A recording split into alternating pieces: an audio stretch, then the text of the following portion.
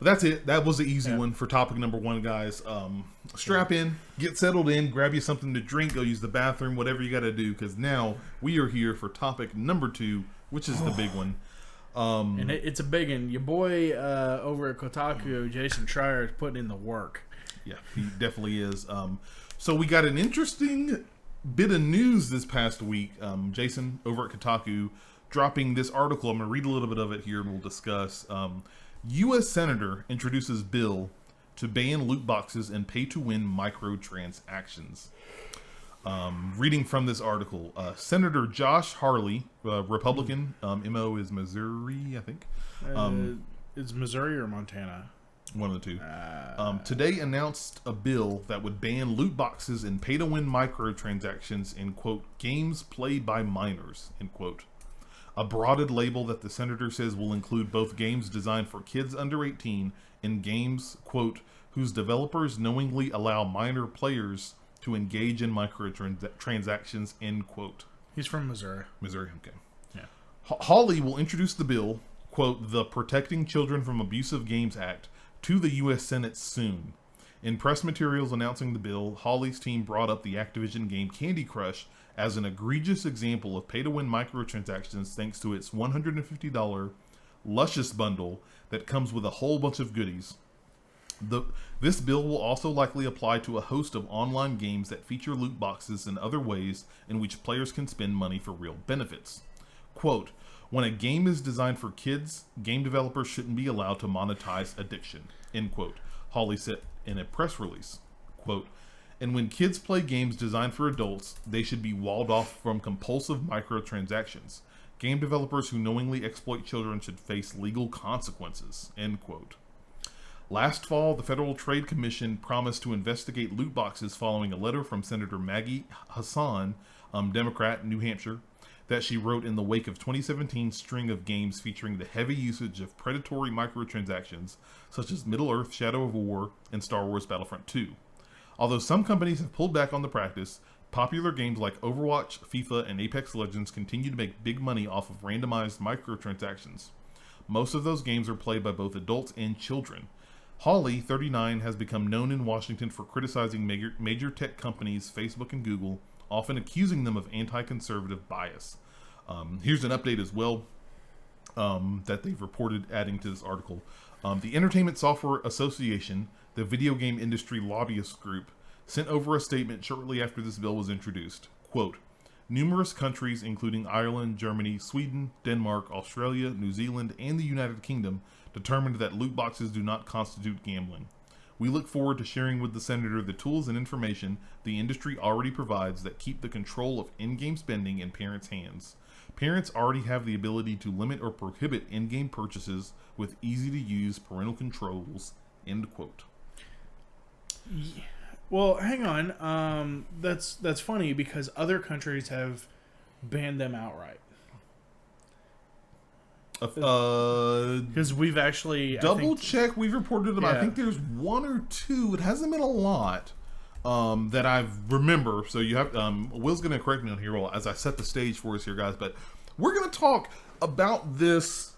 I know we've talked about loot boxes before. We're gonna talk about video game legislation and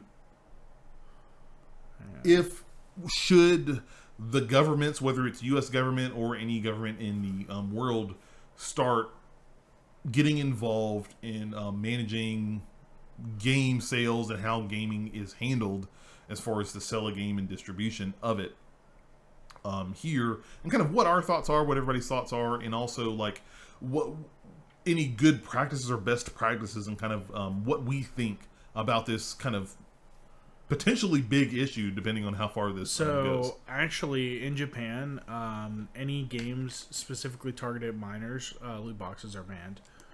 Okay. So you can, if it's geared it more towards an adult range, that's fine.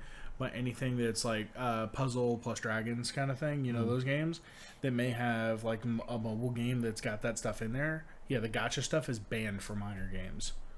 Interesting. So in Japan, and I'm literally just on Wikipedia right now.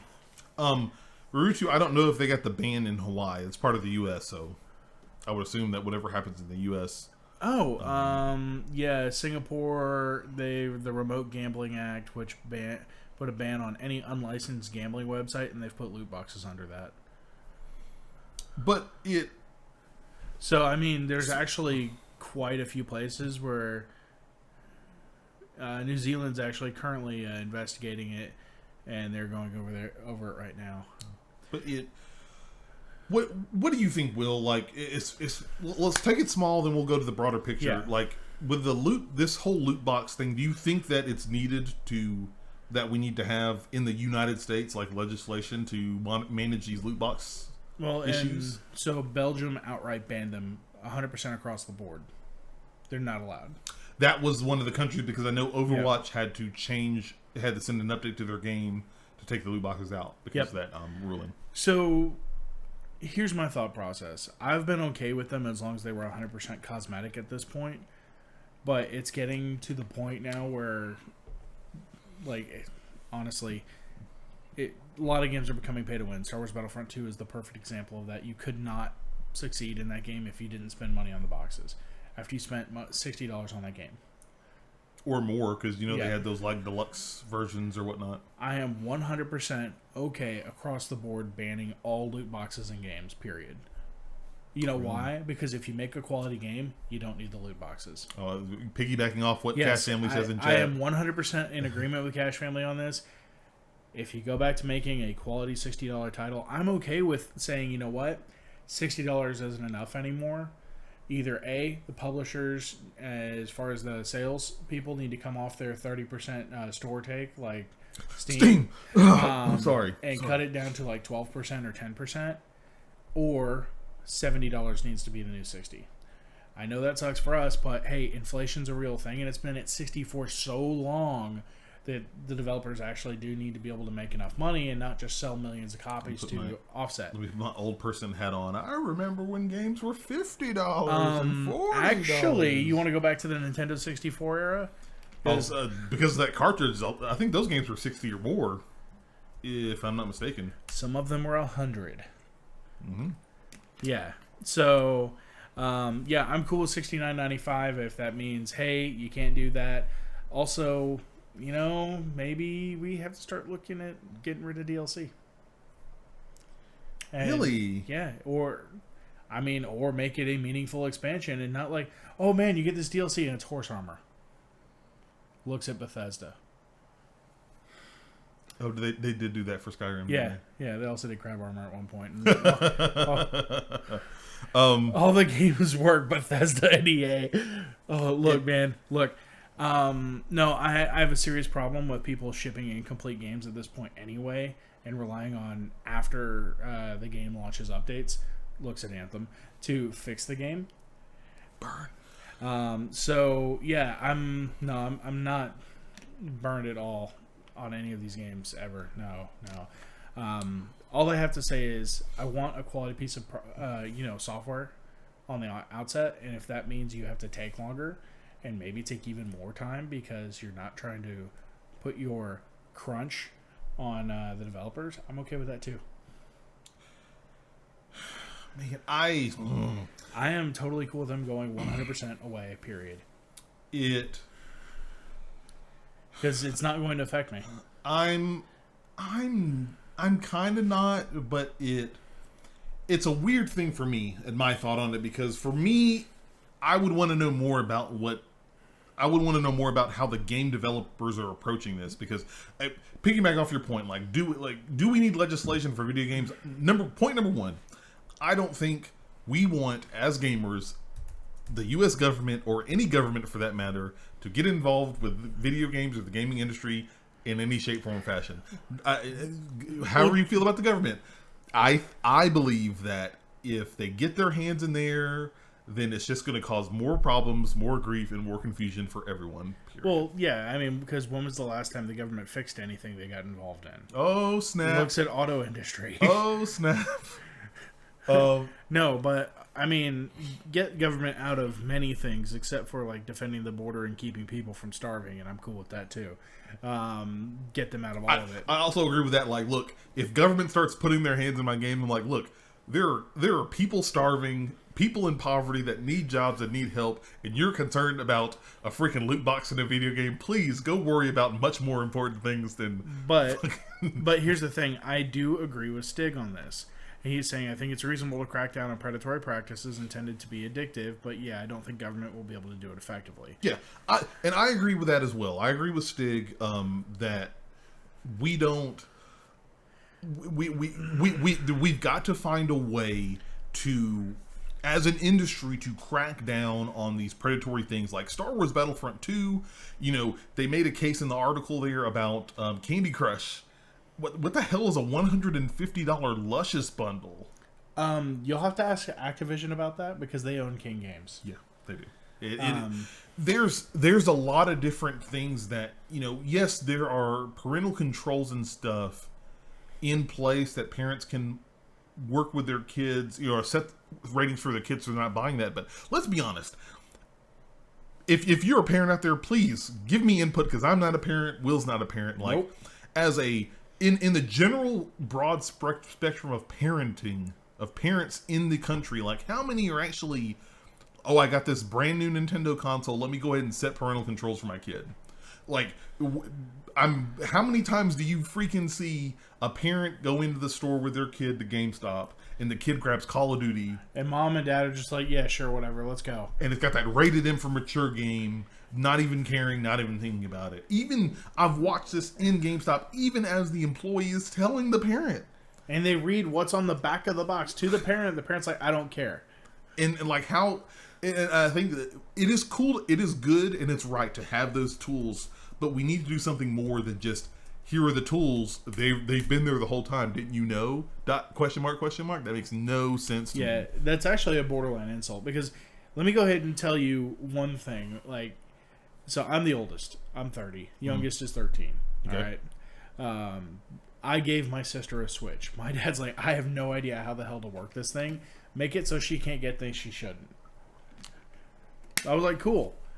Sets up. I just said, you know what? She's my kid on all the Nintendo stuff, so now I have parental controls for her Switch. Because my dad has no idea how to work any of that crap. He can take an aircraft engine apart, rebuild it from the ground up, and install it back in the aircraft, and then fly it safely away. Yeah. But as far as computers, nah. Give him a wrench and a screwdriver, and he's great. Yeah, and then Leon the Gray, what's up, Leon? See you in chat. Yep. Pops in Twitch chat and says the parent needs to be responsible for what game the child plays. I agree with that, and I also say as well, there needs to be an easier way for the people at large to communicate, like how that works. Like some of the Nintendo videos I've seen, them talking about parental controls is really nice to see. But I think that for especially the ESRB rating system, like a lot of that is just like, here you go, here it is, and it's up to parents to figure that out. And a lot of times parents just either don't care or don't feel like they have the time to go and figure that out. Yep. Excuse me. So let's see. Cash Family's actually got a couple of points here. TVA, child labor, 40-hour work week, space program, and intellectual property rights. All government involvement. So those are very big things right there because the space program spawned a lot of technology that we use every day. TVA, that really affects the Tennessee Valley because it's Tennessee Valley Authority as far as water and all that stuff, electrical generation, the whole shebang. Child labor, yeah, I don't want kids working in factories and all that. That's no bueno. So I'm cool with that. 40-hour work week.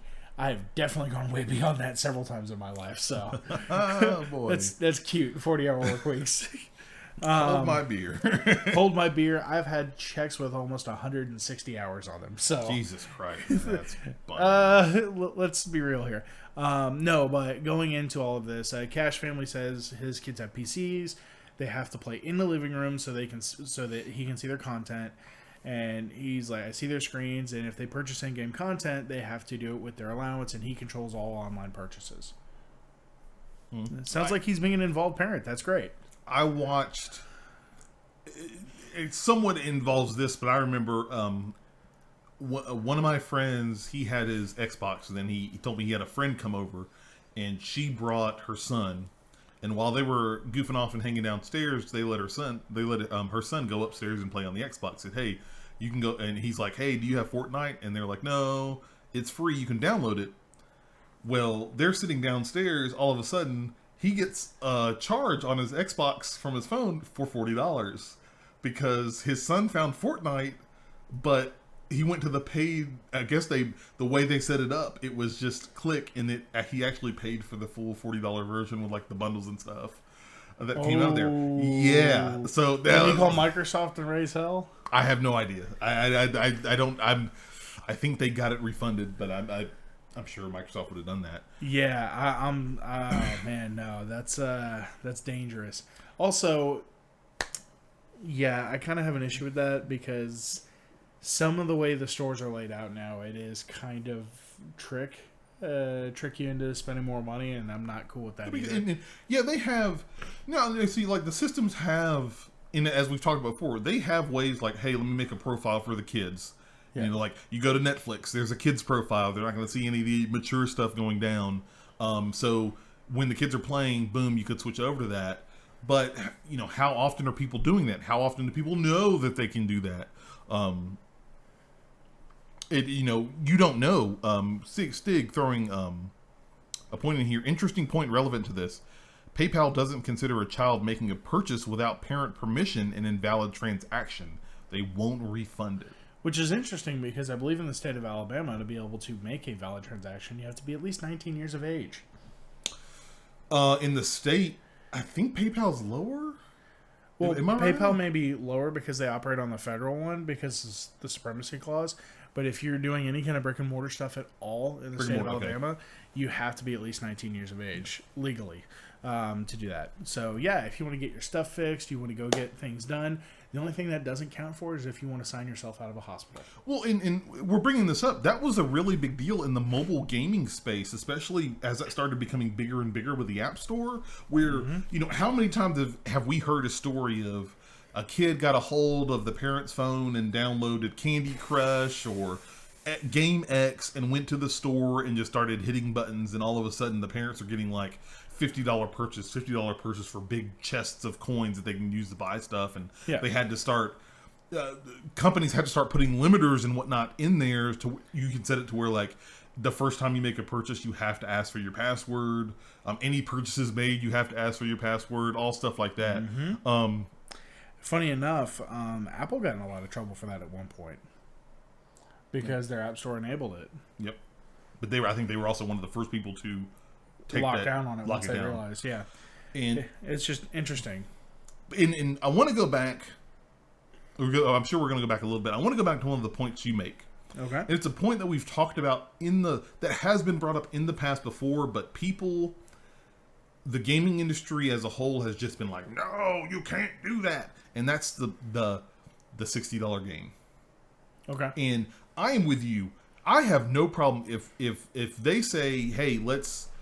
Because the big reason that we have DLC and we have expansions and we have loot boxes is because of the cost, as you talked about inflation on games. The inflation on making a game is going up just as high as the inflation of a game.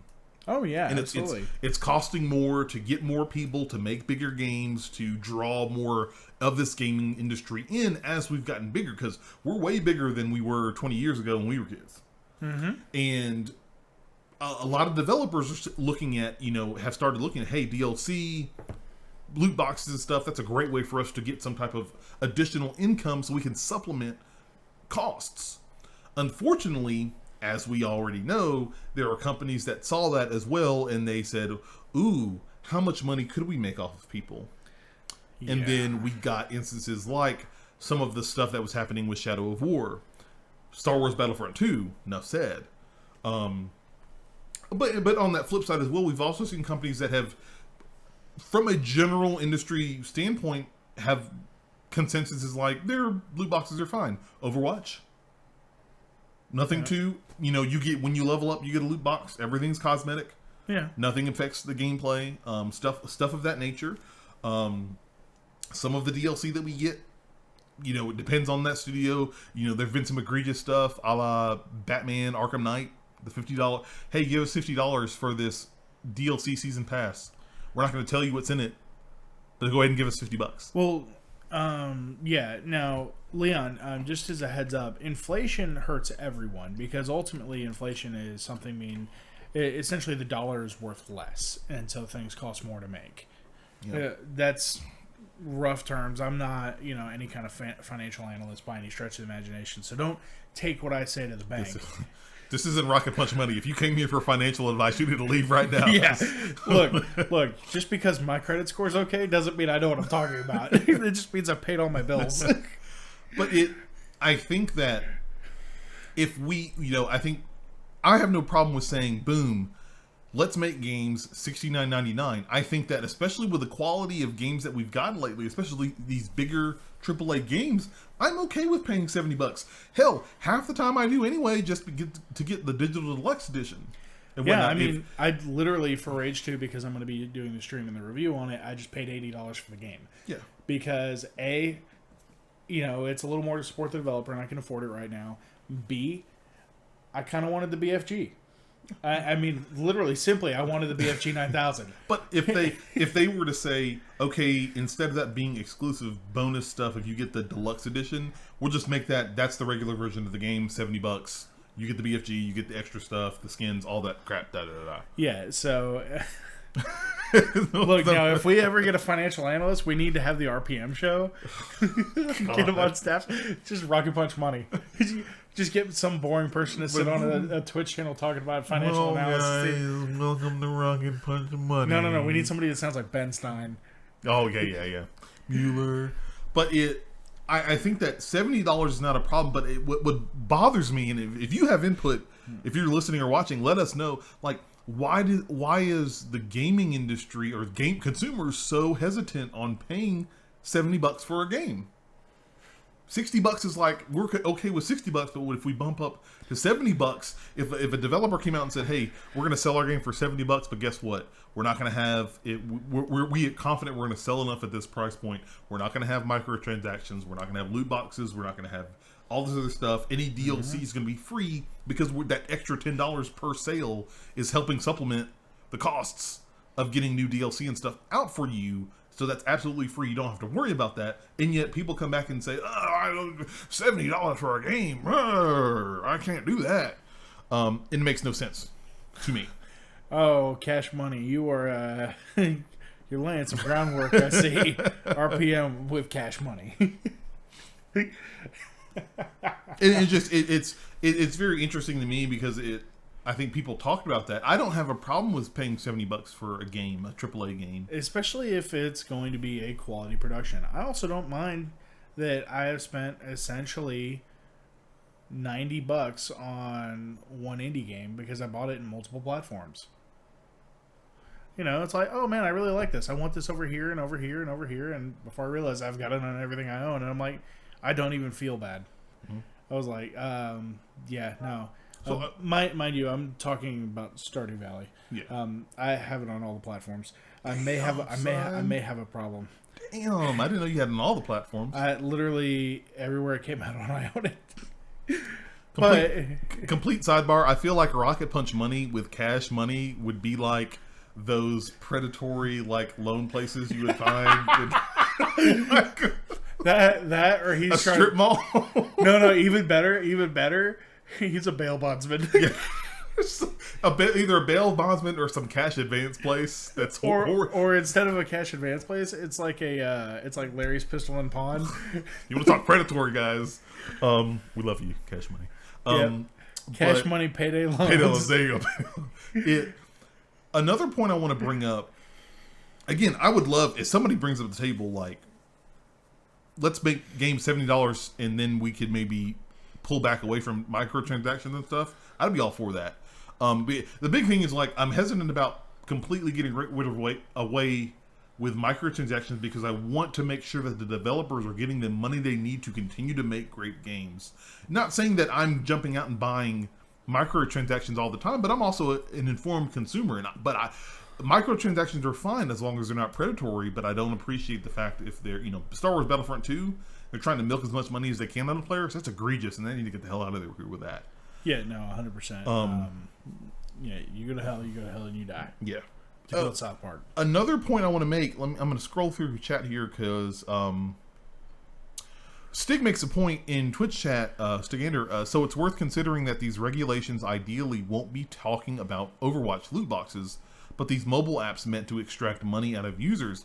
And this goes back to one of the points I made, like why one of the big reasons I don't want governments sticking their hands in the gaming industry and mucking stuff up, and it's because it's one of my big fears is that from majoritively politicians don't understand the gaming industry. No. And I don't want people making laws about the gaming industry, an industry they know nothing about, because talking on that point with Stig, like, yes, we're assuming that they're trying to make the distinction between those two, but when that law, when that law is written, and if it's set in stone, and if it goes live, how can we be sure that how it's written is really how it's going to be enforced and interpreted is really going to be exactly what we expected or assume it? There's the other problem of any time you get the government involved. They never really seem to fix it. It just exacerbates it. No, I'm talking about anything. When was the last time the government did something right? They tried to fix healthcare, and what happened? Everybody's healthcare bills went up. Oh, man.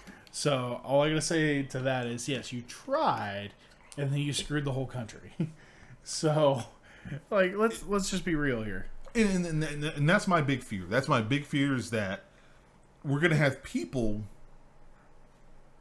that don't understand how the gaming landscape works. They know nothing about it, and yet they're going to say, they'll just say, let's make a blanket law, and then somehow now all microtransactions are banned, and now gaming studios have to figure out another way to get that supplemental income to make games. So now games are taking longer, and they're not as polished. Even now, they're less polished than they are right now. And people start complaining, like, why is this not happening? It's like, we're trying to scrape as many funds as... Now, granted, I'm painting this picture. Let's not kid ourselves, though. Some of these higher executives make plenty of money. EA, Bethesda, Activision, they're making bank. Well, not even that. You know it's bad when you're laying all these people off, but your CEO just got like a $12 million friggin' bonus. Yeah. That looks real bad. Like, come on now. But that's one of my big fears and big concerns, and I hope that it isn't a fear or a concern. And that's fair. In the future, and it's just one of my big things there. But we've been talking about a lot of just some of the problem stuff we have. Is what are some solutions? Do you, viewers, listeners, or Will, do you think there are any strategies we could do? I like the $70. I'd say I'm all for that. Bump the average cost of games up by $10. However, that's also not necessarily a great argument because indie devs make it work on much tighter budgets. So they got to figure out what's going on there. But also an indie team typically doesn't have hundreds of artists on staff. So a smaller team, smaller footprint, so they don't have to have as much money. You don't have to have as much office space. There's less infrastructure involved. Mm-hmm. So, I get that. If it's a big AAA title, I'm cool with paying $69.95 instead of $59.95. If that means I don't have to deal with your annoying garbage microtransactions. I'm not stuck on the $60 price point, guys. It doesn't have to stay there. I can be flexible as long as you guys are willing to be flexible and maybe kill Steam while we're at it and stop with that 30% take.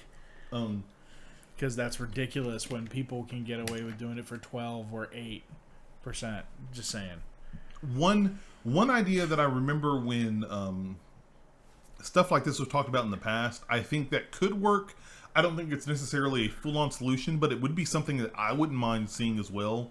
Kind of integrating it in with the current ESRB is actually, I think some people have talked about having a label on the game in addition to the ESRB rating, to where they actually specifically call out, like, this game has microtransactions, and actually stating, like, this game has purchasable content in the game us outside of the initial cost of purchasing this game, and kind of giving some information, whether it's like a big sticker on the front of the game. That would be awesome. If it's a digital game, as you're buying the game online, it pops up with a disclaimer, a quick, no like EULA agreement, but like some quick blurb saying, caution, this game has in-game purchases, costs could be accrued after paying for this game up front. Are you sure you want to, please confirm you understand this and then continue purchasing the game. Something like that. Okay. It's not a full-on stopgap, but I think that it could be something as well if we take the ESRB and, like I talked about earlier, start finding a way. I think the bigger thing is finding a way to put the power proactively in the parents' hands instead of just assuming that they're going to know how to turn on parental controls and how to turn off in-game purchases. Like get a more active role in showing parents and putting that power in their hands to show them, like, teach them. Gaming is a big thing. Gaming is the biggest entertainment thing in the world, entertainment industry in the world. Like, here are some ways you can learn and understand for your child on how to make sure they're not buying games they don't need to be playing. I don't need my 5-year-old nephew playing Call of Duty. No way. Hey, let's stop in-game purchases so that way if the kid tries to buy it, they have to enter a password and they have to ask the parent before they can do it. Now, to be fair, though, how many kids out there figure out their parents' passcodes because their parents are so lazy that they just put in something that's easily guessed? And you're right. I think that if there is a part of me, though, that at the end of the day, if we give you all the tools and you're still dropping the ball, I don't know what to tell you. I shrug my shoulder. Well, true. And at what point is it the responsibility of the parent, too? Mm-hmm. And Cash Family, he brings a good point in Twitch chat here. Here's what happens. They will drop microtransactions and bump the price. Then they will bring back microtransactions back after a few years and keep the increasing pricing as long as the label states the scope of the microtransaction. Yeah. So you're 100% correct. Like I said, it is, it's a solution. Didn't say it was the solution, but it's something that maybe could help steer us in the right direction because, that will 100% happen. It'll get $70. Then after a couple of years, it'll be like, oh, costs are going up again. Maybe we'll start introducing microtransactions and loot boxes again. And then we're kind of full circle. That's why I'm okay with outright banning them. Like, no loot boxes, period. No gacha games, none of that. It's all gone. Find a new business model. And but like the parent thing, I think I want to see put the power in their hands because it doesn't like it. I heard a stat that blew my mind. The average kid, I think in the U.S., but it might be in the world, the average kid in the U.S. that has a smartphone, the average age is 8 years old. Yeah. So, come on. Now, a lot of schools are requiring them to have them. Actually. Really? Yeah. Especially in the North Alabama area. I was helping a teacher the other day, and they were saying, the school actually requires them to have it because it's one of those where they're using them in classes now. They're actually using them as part of, so they don't have to provide calculators if all the kids have phones. They don't have to provide this if all the kids have this. They don't have to provide something to watch the videos on if they can send all the kids a YouTube link. And that is so cool from an educational standpoint, but that leaves so many doors open. That's hard for me. Well, but you also got to understand that you and I really didn't have cell phones until college age.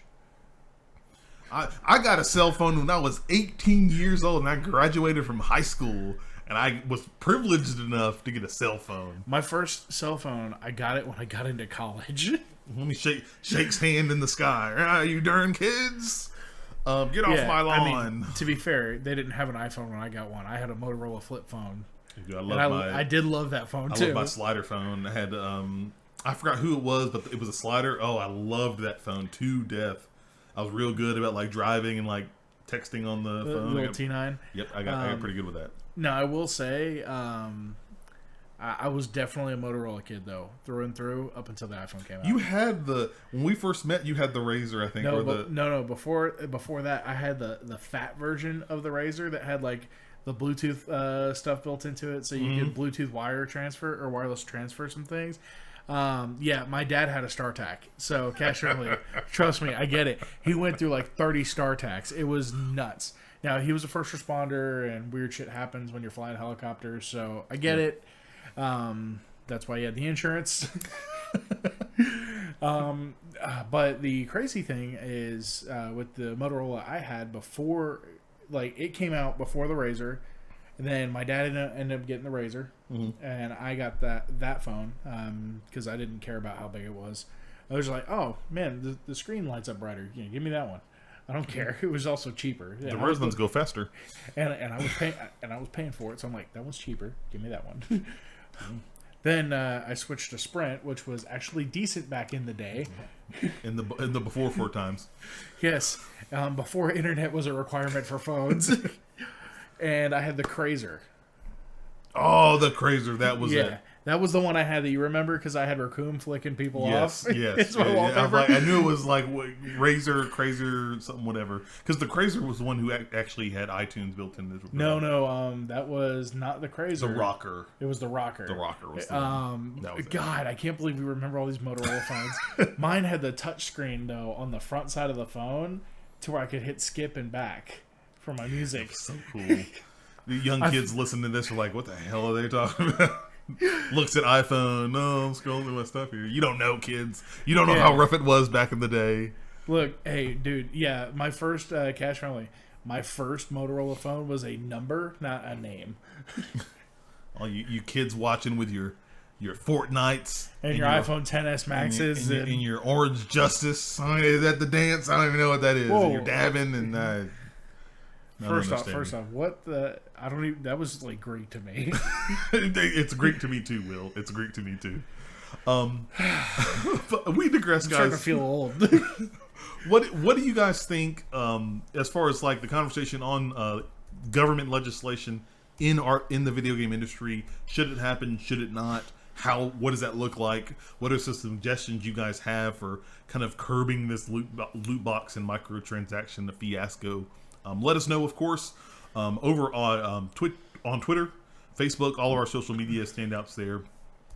We'd love to hear from you guys, and you'd let us know on your Discord channel as well. Our Discord channel as well, to let us know what you guys think of those topics. Yes, I am having a stroke. Cash Family, don't. Look, yeah, he's not doing a dance. He actually needs medical attention. That's why we're ending this show right now.